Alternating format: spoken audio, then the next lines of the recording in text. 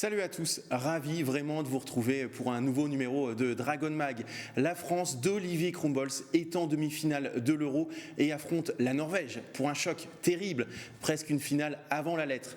Nous évoquerons également durant cette émission les ambitions en bleu d'Atadou Sakho, mais également sur les possibles prolongations de contrat à Metz Handball. Pour en parler, notre invité du jour, l'ancien vice-président de la Fédération française de handball et chef de délégation des équipes de France, Jacky Bettenfeld. Salut Jacky.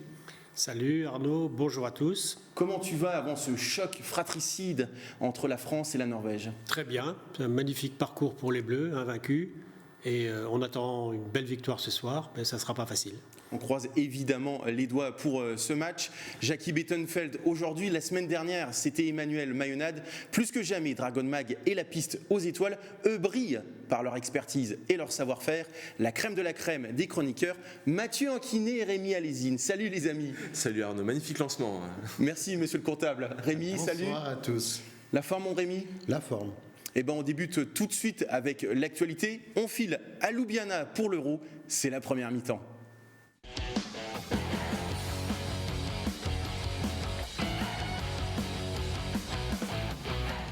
Je suis persuadé que vous connaissez par cœur le résultat des Bleus lors du tour principal, mais on va les rappeler.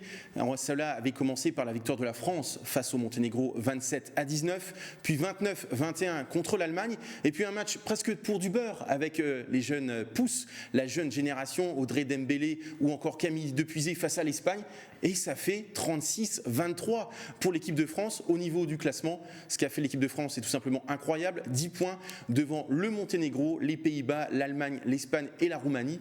Jacky, sur ce tour principal, quel est le match pour toi qui sort du lot? Est-ce que c'est ce match contre le Monténégro, le pays hôte? Oui, indéniablement, parce que on rentrait dans cette seconde phase.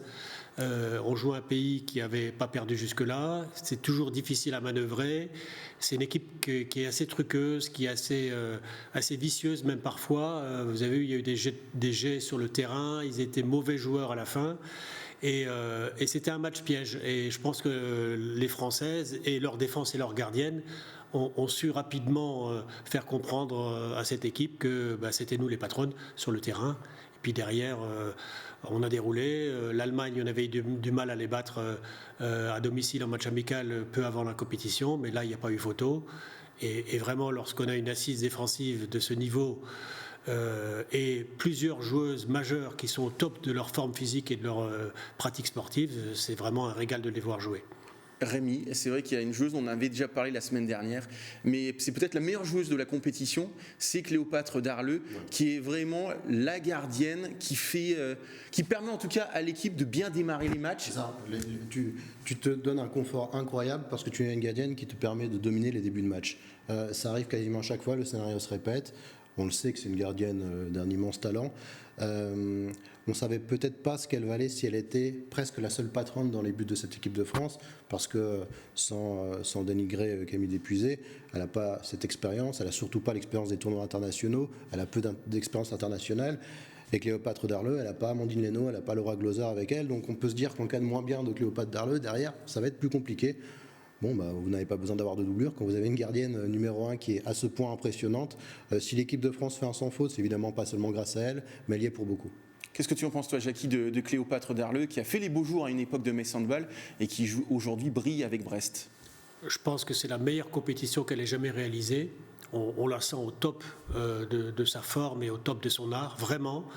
Je serais curieux de savoir quelle part le nouveau coach des gardiens d'équipe de France a dans cette évolution, parce que vous savez qu'Amandine a repris cette fonction et que le poste de gardien est un poste très spécifique.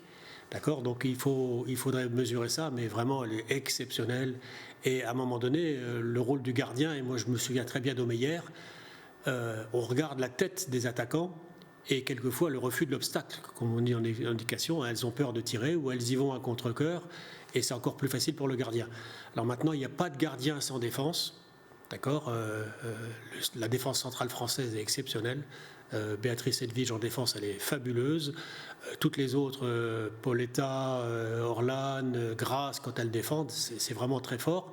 Et derrière, pour le gardien, c'est plus facile. Mais ça n'empêche que c'est sa performance à elle qui doit être relevée. Et d'ailleurs, elle a été nommée plusieurs fois meilleure joueuse du match, et pas sans raison. Je pense que c'est pour l'instant la meilleure gardienne du tournoi.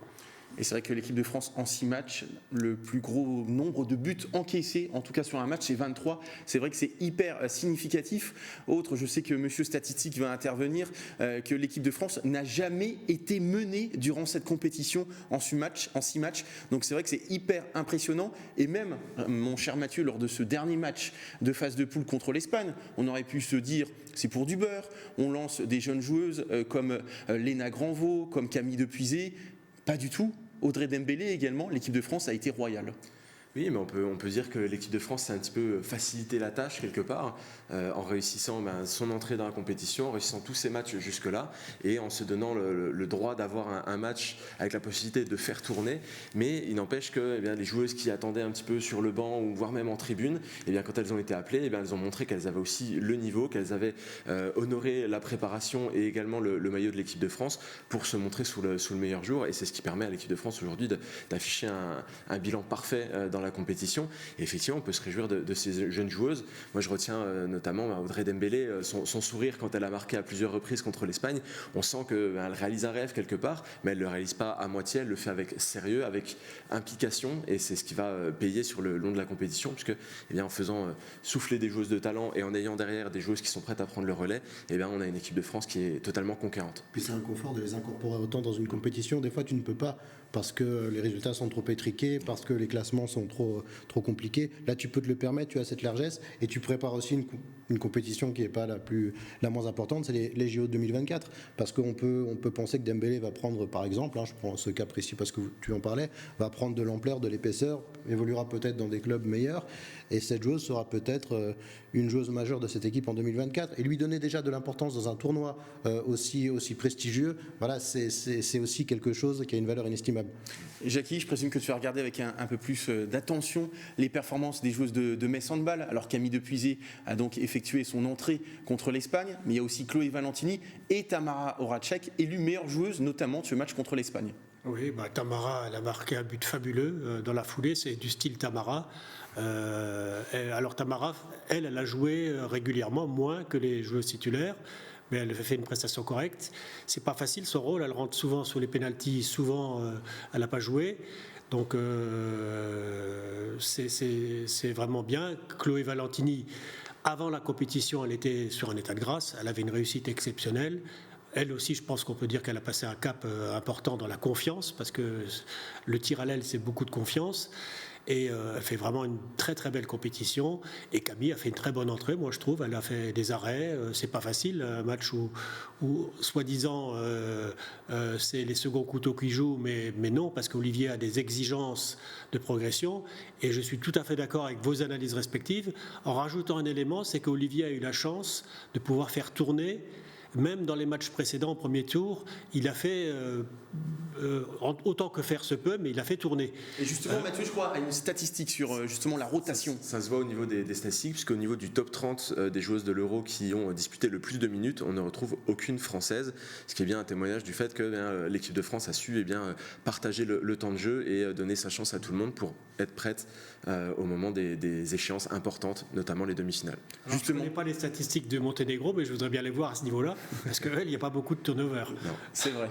Parlons, si vous le voulez bien, maintenant de cette demi-finale France-Norvège. Je l'ai dit, ça aurait dû être la finale de l'Euro. Malheureusement, le Danemark est passé par là. Comme tu l'as dit, Jackie, Christina Jorgensen et Louise Burgard ont permis à l'équipe du Danemark de s'imposer. Est-ce que vous avez été surpris, messieurs, tout d'abord, de cette victoire danoise, avec également une excellente Sandra Toft, que l'on connaît bien dans le championnat de France ? Personnellement, je ne savais pas trop à quoi m'attendre avec cette équipe du Danemark avant la compétition. Je me doutais qu'il y aurait une équipe compétitive qui allait se donner du mieux qu'elle pouvait. Je ne savais pas vraiment à quoi m'attendre sur ce match face à la Norvège. C'est une surprise, peut-être un cadeau empoisonné de la part de Louise Burgard, Christina Jorgensen et Jesper Jensen, qui est un coach dont j'aime toujours souvent parler dans cette émission, qui réussit souvent des gros coups comme celui-là. Et c'est une belle prestation, mais qui envoie un cadeau empoisonné à l'équipe de France. Rémi, sur cette qualification, en tout cas du Danemark, en terminant premier? Si on m'avait demandé de miser tout mon patrimoine, il n'y a pas grand-chose, mais j'aurais fait comme vous, j'aurais certainement misé la Norvège. Mais j'aime pas quand tu parles de finale avant l'heure, parce que s'il doit y avoir une finale contre le Danemark, elle n'est pas gagnée pour l'équipe de France. Et elle n'est pas gagnée pour l'équipe de Norvège non plus, parce qu'on est face à une petite surprise, on n'est pas face à un hold-up non plus. Le Danemark, comme la France et comme la Norvège, sur les dernières compétitions, est une nation qui est toujours là. Voilà, donc on a des joueuses qui sont très expérimentées. Prenons Louise Burgard, qu'on connaît par cœur à Metz.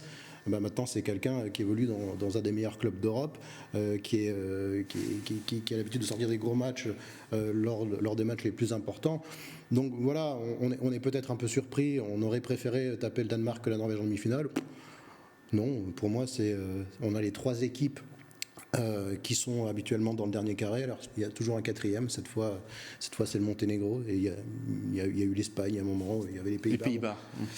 Et la Russie qui n'est pas qualifiée. Parce qu'il ne faut pas oublier le dernier mondial, l'équipe de France aussi avait fait un sans faute, avec notamment une victoire importante contre la Russie au tour principal, qui avait été une grosse victoire. Et on se rend compte qu'en demi-finale, c'est le grand rendez-vous des grandes nations, et là c'est un tout autre championnat qui se joue, peu importe que tu aies fait un sans faute avant. C'est mieux si tu as pu faire des rotations, ça c'est inestimable. Peut-être que la Norvège l'a moins fait que l'équipe de France, notamment ce match face au Danemark. Donc voilà, pour moi c'est 50-50 maintenant. C'est même un tiers avec, le Monténégro je ne mets pas dedans malgré tout, mais c'est presque un tiers. Alors je dis finale entre la France et la Norvège, puisque mon cher Jackie, les 2 dernières finales, la finale de l'Euro 2020, c'était France-Norvège, victoire de la Norvège 22-20, et l'an passé, on s'en souvient, finale du mondial, Norvège-France, et la victoire plus aisée de la Norvège 29-22. Donc il y a forcément un esprit de revanche de ces Bleus qui ont été championnes olympiques sans battre les Norvégiennes. Donc forcément elles ont envie de s'imposer face peut-être à leur bête noire. Je ne sais pas si on peut dire que c'est une bête noire, c'est une concurrence historique. On est champion olympique en battant la Russie qui a battu la Norvège. D'accord. Je reviens moi sur le match. Pour tout vous dire, j'ai enregistré France-Espagne et j'ai regardé Danemark-Norvège, qui était un excellent match avec beaucoup d'enjeux, beaucoup de stratégie, beaucoup d'engagement, beaucoup de tireurs de loin, exceptionnels par moment. Et la victoire du Danemark est vraiment méritée. Dans le Money Time, ils sont à égalité. La grande Norvège a fait preuve d'un défaut d'expérience ou de bonne gestuelle à ce moment-là, et les Danoises ont pris leur chance. Donc il n'y a vraiment rien à dire. Alors après, de toute façon, pour être l'objectif des Françaises, c'est d'être championne d'Europe. Et pour être championne d'Europe, il faut battre la Norvège, que ce soit en demi-finale ou en finale. Donc ça ne change pas grand-chose.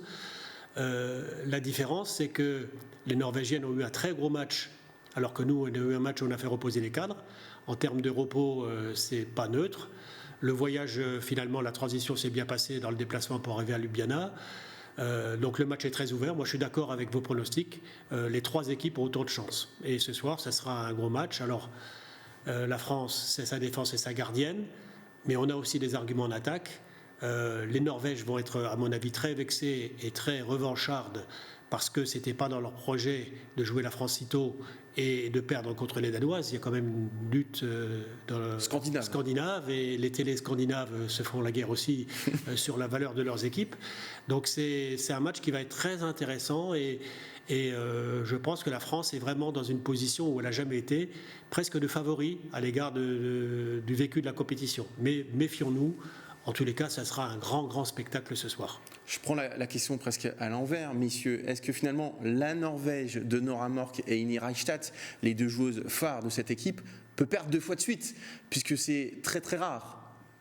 Mathieu? Tout le monde peut perdre 2 fois de suite. On a déjà vu des tas de fois des équipes qui partaient favorites dans une compétition et qui se prenaient un peu les pieds dans le tapis et n'arrivaient pas à s'en remettre. Mais effectivement, sur des équipes comme ça, qui ont du caractère, qui ont du talent, qui ont du vécu aussi, puisqu'elles ont déjà vécu plusieurs compétitions internationales ensemble, ces joueuses-là, eh bien, on peut s'attendre à ce qu'elles essayent de rebondir le mieux possible et de faire mal à cette équipe de France. Au niveau de l'historique, c'est quand même 22 victoires pour la Norvège, 4 pour la France. Nous, on peut les considérer comme rivales. Je ne suis pas sûr qu'elles, dans leur historique, elles se disent qu'on est un grand rival, puisqu'elles nous ont toujours battus presque.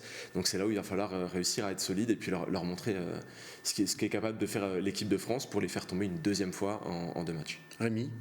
Moi, je pense qu'elle nous considère comme un rival. C'est vrai que si tu regardes sur l'historique du handball dans les années 90, où l'équipe de France peinait à exister et a appris à grandir avec Olivier Kronbolst, la Norvège était déjà là, le Danemark aussi d'ailleurs. L'équipe de France, sur les dernières compétitions, depuis 10, 15, 20 ans, alors parfois de manière plus agressive que d'autres, s'est positionné comme un rival. Je pense que la Norvège n'est pas contente de jouer l'équipe de France. Toutes Nora Mork, toutes Oftedal, qu'elles soient, elles ont conscience qu'elles vont jouer face à une équipe qui est championne olympique et qui a l'habitude de prendre soit l'or, soit l'argent dans les dernières compétitions. Donc on est face vraiment, je pense, à l'inverse de toi Mathieu, qu'on est face à une vraie confrontation entre deux équipes qui, ces dernières années et dans les années à venir, vont se tirer la bourre encore très longtemps dans les demi-finales et dans les finales. Et ce match France-Norvège, c'est la 500e pour Olivier Kronbolst, et ça serait, mon cher Jackie, hyper symbolique quand on se souvient comment a commencé Olivier. C'était en 1999 avec cette fameuse finale de l'Euro contre la Norvège perdue. Donc effectivement, passer le cap des 500 par une qualification en finale au détriment de la Norvège, ça aurait de la gueule. Ah, ça aurait de la gueule. Et puis on parlait de tactique, de combat, de défense de gardien. Ce qui va être génial, c'est le combat des entraîneurs. Olivier pour sa 500e contre un très grand entraîneur qui a aussi beaucoup gagné. Grand copain de Mathieu, effectivement. Voilà, on n'a pas trop vu la A5 encore, d'accord. Je sais qu'elle est travaillée avec Estelle devant. Ils ont une grosse tireuse, d'accord. Reichstadt, il y a Nora Mork, qui a du danger partout. Oftedal a alterné le bon et le moins bon sur cette compétition. Elle a raté beaucoup plus que d'habitude. Est-ce que l'un ou l'autre ne va pas réserver une surprise stratégique? Je me pose vraiment la question, ça sera intéressant. Et effectivement, Olivier, il sait maîtriser ses grands moments.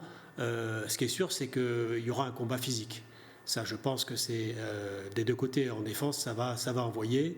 Et on va voir qui est dans une forme physique et qui a de la ressource sur le banc. En tout cas, on a hâte d'assister à cette demi-finale en espérant retrouver peut-être les 3 joueuses de Metz Handball sur ce plateau la semaine prochaine avec une belle breloque en or si possible. On va parler tout de suite de Metz Handball, c'est la deuxième mi-temps.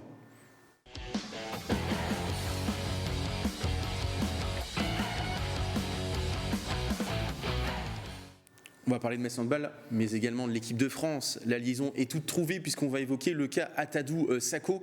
Vous le savez, Olivier Kronbolst l'avait évoqué en exclusivité il y a 15 jours pour Moselle TV. Il pense sérieusement à tester Atadou Sakho en équipe de France dans la perspective des JO de Paris 2024. Atadou Sakho s'est confié cette semaine à nos confrères du Républicain Lorrain, mais également à Arthur Carmier de Let's Go Metz. Et plus que jamais, elle rêve d'un destin bleu. Qu'est-ce que vous en pensez, Jackie ? Je crois qu'il est légitime qu'elle rêve, puisqu'elle a sur le terrain des performances qui sont assez exceptionnelles avec Metz. Ensuite, elle va être sélectionnable après le délai de carence prévu par les règlements de l'IHF. D'accord ? Et ensuite, je connais Olivier depuis suffisamment longtemps pour savoir qu'il donne sa chance à toute joueuse qui mérite d'être sur le terrain. Alors la sélection pour les Jeux Olympiques de Paris va être drastique. Il y a moins de joueurs sélectionnables puisqu'il y a moins de compétitrices selon le règlement du CIO. Et je crois que chacun aura sa chance et ça sera à lui de la saisir le bon moment. Il y a quand même beaucoup de gardiennes de haut niveau qui sont françaises et qui peuvent postuler. Moi, je fais toute confiance à Olivier et à chacune des gardiens pour prouver qu'ils méritent d'aller dans cette compétition qui sera effectivement pour chacune des joueuses le Graal de sa carrière, puisque les Jeux Olympiques chez soi, c'est quelque chose qu'on ne vit qu'une fois dans sa vie et c'est quelque chose de vraiment exceptionnel. J'ai participé à beaucoup de Jeux Olympiques. Je peux vous assurer que les Jeux Olympiques n'ont rien à voir avec les autres compétitions, qu'on soit dirigeant, supporter ou sportif sur le terrain. Messieurs, c'est vrai qu'on souhaite que Atadou Sakho soit sélectionné en équipe de France, mais quand on voit quand même, comme le dit Jackie, le potentiel, le réservoir de gardiennes, puisque sur cette compétition actuellement à Ljubljana, notamment Laura Glauser manque, il y a Laura Glauser, il y a Cléopâtre Darleux, c'est 2 excellentes gardiennes, et par exemple Floriane André montre que l'avenir peut passer par sa sélection. Rémi. Ouais, mais après... Combien de gardiennes françaises, à part Cléopâtre Darleux et Laura Glauser, font autant de matchs de haut niveau internationaux qu'Atadou Sakho? Les matchs de Ligue des Champions qu'elle fait avec Metz Handball, l'exigence de la Ligue des Champions, il y a peu de gardiennes françaises qui le font actuellement, donc elle est largement et sportivement quelqu'un qui peut postuler dans une rotation de gardienne de l'équipe de France. Moi j'ai envie de la voir avec ce maillot-là parce que on n'est pas face à un choix opportuniste, parce qu'il y a toujours des questions qui se posent quand quelqu'un a déjà joué pour une sélection. On n'est pas du tout dans le cas de figure. Et Jackie Bettenfeld, je pense que vous étiez au Qatar en 2015, de l'équipe finaliste du Qatar, qui était faite de joueurs qui venaient de partout dans le monde, sauf du Qatar, et qui étaient là contre les Bleus par en balle masculine, et non pas par amour du maillot, à part peut-être pour quelques-uns, je ne veux pas m'immiscer dans leur vie, mais voilà, ça m'étonnerait. Là, on est sur autre chose. On est face à quelqu'un qui a eu le courage de croire au projet sénégalais, qui a été de vouloir bousculer l'Angola pour être la meilleure nation africaine. Voilà, il y a eu beaucoup de joueuses du championnat de France, Frédéric Bougeant qui a essayé aussi de bâtir cette sélection, ça ne s'est pas passé comme prévu, et je trouve qu'il est légitime que cette joueuse française, qui évolue dans le plus grand club français, souhaite porter ce maillot de l'équipe de France. Voilà, je trouve que l'histoire est belle, et je trouve qu'Atadou le mériterait, et sportivement, elle a tous les arguments pour. Mathieu, je ne suis pas convaincu que tu sois forcément sur la même longueur d'onde que ton voisin de gauche. Et non. Moi, Atadou Sakho est une grande joueuse, c'est une personne admirable, on peut la connaître sous différents aspects, mais j'ai quand même toujours du mal avec ces histoires de sélection. Une fois qu'on a été sélectionné avec une nation, j'ai toujours du mal avec les changements, aller chercher une autre sélection. On le voit dans divers sports. Rémi parlait de l'histoire du Qatar, où on a vu des choses assez improbables. On est sur un cas un petit peu différent, bien sûr. Atadou Sakho, c'est une situation différente. Sa nationalité également est autre, puisqu'elle avait la double nationalité déjà à l'origine. Mais il fallait du courage pour faire l'aventure sénégalaise. Bien sûr, et elle la menait à bien, mais j'ai quand même du mal avec ces changements de sélection. Une fois qu'on a porté le maillot d'une équipe nationale, pour moi, c'est un petit peu... Les équipes nationales, j'ai tendance à les sacraliser un petit peu. Et c'est vrai que ce changement, aller chercher autre chose, aller chercher d'autres aventures avec une autre sélection, c'est compliqué pour moi. C'est pas la même chose qu'un club, c'est pas la même chose qu'une compétition qu'on veut aller découvrir, c'est quand même autre chose. Et effectivement, Atadou Sakho, elle a ce rêve, elle a envie de le mener à bien. Je vais pas lui mettre de bâton dans les roues pour ça, mais c'est vrai que j'ai quand même un petit peu de réserve sur ces changements de sélection et ces histoires de nations qui ont, comme je l'ai dit, un côté un petit peu sacré pour moi. Jackie, justement sur les réactions des deux chroniqueurs qui sont pas tout à fait d'accord. Alors, on ne peut pas comparer la situation d'Atadou avec celle des Qataris, parce qu'à l'époque, clairement, c'était une histoire d'argent, de mercenaires. Moi, j'ai le souvenir, mais je l'avais à 3 mètres devant moi, de Rouanet, ancien international d'équipe de France, qui était blanc comme un linge quand il y avait l'hymne qatari, d'accord, parce que c'était quelque part contraire à l'éthique, ou ça me gênait beaucoup. Là, la situation d'Atadou, elle a la double nationalité, elle est née en France, elle est issue de la formation française. D'accord. Alors après, on peut avoir ce point de vue, mais moi je pense que son choix il est respectable, et en tous les cas il est conforme au droit, puisqu'elle s'est soumise à la période d'interdiction de jouer pour son ancien pays. Elle est légitime à faire cette demande, et puis je pense que la réponse est sur le terrain. Si elle mérite cette place dans les buts de l'équipe de France, Olivier lui donnera. Si Olivier estime qu'elle ne le mérite pas, il en choisira une autre. C'est pas plus compliqué que ça à un moment donné. On peut faire confiance notamment justement à Olivier Krumbold sur ce choix, en tout cas, d'accorder la sélection à Atadou Sakho. Pour terminer cette émission, vous le savez, généralement le mois de novembre, le mois de décembre est propice au transfert pour la saison prochaine, mais également au renouvellement de contrats. À Metz Handball, il y a beaucoup de joueuses, c'est plutôt rare d'ailleurs, qui sont sous contrat jusqu'en 2024, voire 2025, je pense à Imajak. En 2024, il y a notamment Bouktit, Depuisé, Jorgensen ou encore Atadou Sakho notamment. Mais parmi les joueuses qui arrivent en fin de contrat en 2023, je pense spontanément à Bruna De Paula, Louise Burgard, Chloé Valentini, Tamara Horacek ou Déby Bonte. Qui faut-il absolument prolonger d'ores et déjà? Mathieu. Le premier nom qui me vient à l'esprit, c'est Bruna De Paula, qui est capitaine de l'équipe, qui apporte énormément de choses et sur ce début de saison, mais qui a également apporté beaucoup de choses dès la saison dernière, et qu'il faut vraiment confirmer, puisque c'est une joueuse qui est vraiment clé dans cet effectif, et dont il y aura besoin pour continuer à construire le projet Metz Handball.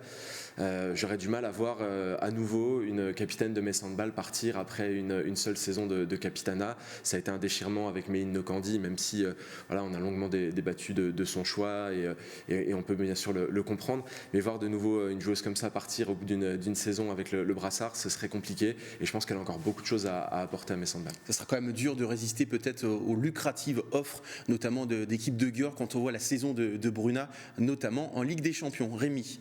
Bon, j'aurais pu citer Bruna aussi, mais je vais citer Chloé Valentini parce que on le voit, les difficultés sur l'aile droite, il est extrêmement difficile d'avoir de bonnes ailières au niveau international. Sur cette aile gauche, Metz Handball a la chance d'avoir Chloé Valentini qui a mis une saison très bonne saison l'année dernière à s'adapter, mais qui cette saison tutoie les étoiles et fait des matchs incroyables, notamment en Ligue des Champions. Donc voilà, j'aimerais que cette joueuse reste encore à Metz, parce que c'est une joueuse de l'équipe de France, parce que c'est une joueuse qui s'intègre parfaitement, quasiment comme toutes, hein, dans ce qu'incarne ce club-là. Voilà, donc si je devais choisir, je bois les paroles qu'a dit Mathieu sur Brunel et Paola, mais voilà, Chloé Valentini également. Jackie ? Alors moi, la priorité des priorités, pour moi, c'est de prolonger Manu. C'est bien, vous complétez, c'est génial. Voilà, donc je crois fondamentalement dans le rôle déterminant d'un entraîneur dans un collectif. Je l'ai vécu avec Claude Lesta, je l'ai vécu plus difficilement avec Didier Linard, je l'ai vécu avec Guillaume Gilles où maintenant tout se passe bien. C'est extrêmement important d'avoir quelqu'un qui a la maîtrise et qui a les compétences, et surtout concernant Manu, des exigences de travail et de régularité. Il ne faut pas croire que Metz Handball, avec un si petit budget comparé aux autres budgets européens, on est là sans le travail de Manu. D'accord ? Donc c'est très important. Ensuite, concernant Bruna, effectivement, quand on la voit jouer, moi je vous le dis franchement, je pense qu'aujourd'hui c'est la meilleure joueuse du monde. D'accord ? On ne la voit pas sur la compétition de l'Euro, mais on l'a vu contre les grandes équipes, on l'a vu le match à Győr, on a vu d'autres matchs. Elle est exceptionnelle. Elle a une préparation physique, elle est rayonnante, elle est solaire, elle est souriante, elle est sympa en dehors du terrain. Et elle a quelque chose de plus, d'accord, on dirait d'une Nora Mork à l'époque où Nora Mork, elle planait sur tout le monde. D'accord, donc pour moi, à l'heure actuelle, c'est la meilleure joueuse du monde. Alors ensuite, je sais que pour toutes les joueuses qui sont en fin de contrat, les discussions sont en cours. Elles sont liées évidemment à des problèmes de rémunération, ce qui est compréhensible, on est dans un monde professionnel. La politique du club, de Metz Handball, la société commerciale, c'est effectivement d'essayer d'avoir plus de sponsors, de profiter de son aura actuelle pour rallier des sponsors, augmenter son budget, se rapprocher des autres et pour pouvoir attirer et augmenter dans la mesure des moyens du club les rémunérations pour pouvoir assurer un bon effectif l'année prochaine. C'est tout ce que l'on souhaite. On arrive malheureusement, Jackie, à la fin de cette émission. Je te laisse juste la mot parce que je crois que tu veux rendre hommage à un jeune supporter, Chris. Oui, c'est un jeune joueur de moins de 17 qui a eu un accident de santé sur le terrain, qui a été en réanimation et qui s'en est sorti. Et on lui souhaite vraiment un bon rétablissement. Il est sorti de cette réanimation et pour lui, pour sa famille, pour ses parents, Metz Handball l'accompagne de tous ses voeux pour qu'il nous revienne avec toutes ses fonctions. Le message est passé. Merci beaucoup, Jackie. C'était un vrai plaisir de t'avoir sur ce plateau. Comme vous, messieurs, comme d'habitude, on se retrouve la semaine prochaine pour un nouveau Dragon Mag. D'ici là, portez-vous bien et évidemment, bye bye.